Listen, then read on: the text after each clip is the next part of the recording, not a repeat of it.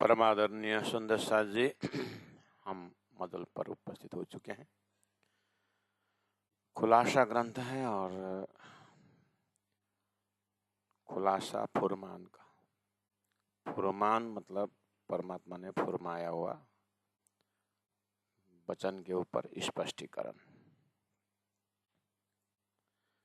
वो फुरमान वेद कतेब महामती प्राणा जी के अंतरात्मा में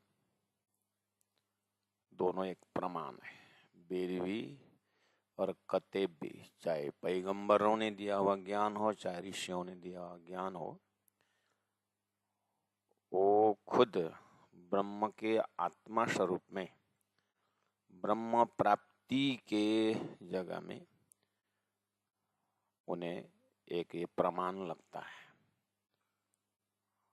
अपने लिए वेदों में उपनिषदों में क्या कहा है, क्योंकि परमात्मा का ज्ञान तो व्यवहारिक ज्ञान भी है, वैचारिक ज्ञान भी है, और इस संसार में व्यवहारिक ज्ञान, शरीर, संसार, व्यवहार किस तरह से संचालन करना है, उसको भी एक संविधान है जिसको कर्म संविधान कहते हैं। वो जरूरी है और उसके अंदर अंदर वैचारिक ज्ञान अर्थात शरीर संसार व्यवहार ही सब कुछ नहीं है। उसके बाद एक वैचारिक पक्ष आता है जिसको आत्मा, परात्म, परमात्मा, मुक्ति, अखंड, शाश्वत आनंद, ब्रह्मानंद ऐसे शब्द भी है। तो प्राणा जी महाप्रभु के लिए दोनों ग्रंथों को, दोनों धाराओं को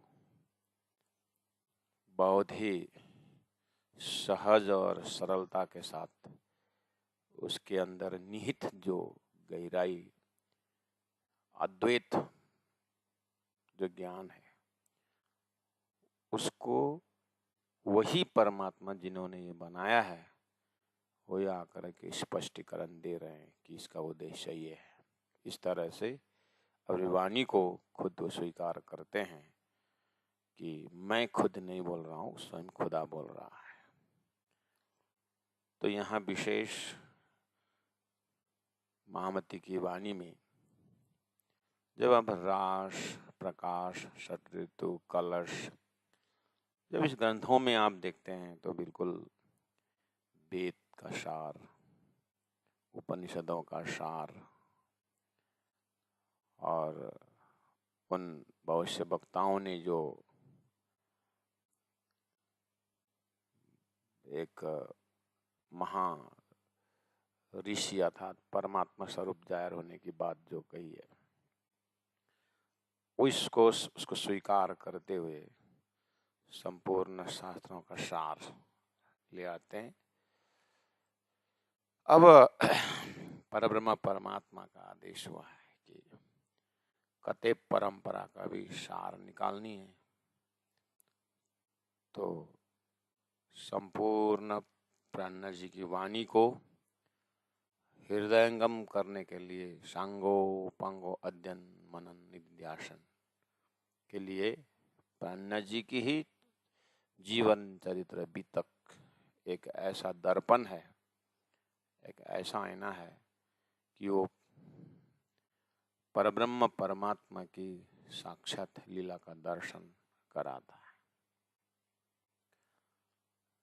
तो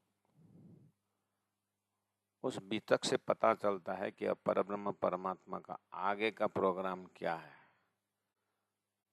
तो उन्होंने देखा कि वेदों का सार तो कलश शब्द में आ गया। कलश कहाँ लगता है? मंदिर बनने के बाद गुम्बद बनता है, उसके बाद कलश लगता है, उसके ऊपर तो एक ध्वजा रहता है। ऐसे ही वेदों का कलश तो लग गया कलश ग्रंथ में, जिसमें 14 लोक, अष्टावरण, ज्योति स्वरूप, गायत्री, महातत्व, इच्छा शक्ति, नारायण, क्षर पुरुष का व्याख्या करते हुए, फिर अव्याकृत सबली केवल सत्स्वरूप और अक्षर ब्रह्म, कुटस्थ अक्षर ब्रह्म का विश्लेषण करते हुए, फिर उत्तम पुरुष अक्षरातीत परब्रह्म परमात्मा का स्वधाम 25 पक्ष धाम को, वो तो वेदों द्वारा सांकेतिक में आत्मा का ध्यान का पहुंचा दिए। लेकिन कतेव्य मेरा ही प्रमाण है, वहां पर नित शब्दावली किस तरह से, वहां भी पूरा जंगल है, शास्त्र तो गोरख धंधा की तरह है, वहां से अब चुनना है। हमने उदाहरण ले रखे हैं कि जैसे मर्त्यलोक में हम हैं, उसी तरह अब गहराई में जाना है तो मर्त्यलोक में मतलब हीरा खोदना हो तो गहराई में जाना पड़ता है, तो अनेक पत्थरों को निकालने के बाद हीरा, सागर के गहराई में गए तो मोती, और वृक्षों के अगर फल, पका हुआ फल हो तो ऊपर, कीचड़ से ऊपर आए तो कमल, और पेड़ों में लगा हुआ फल अगर रस निकालना हो तो ऊपर। इसी तरह इस ब्रह्मांड से बाहर है अद्वैत ब्रह्मांड, इस क्षर ब्रह्मांड के अंदर नहीं है।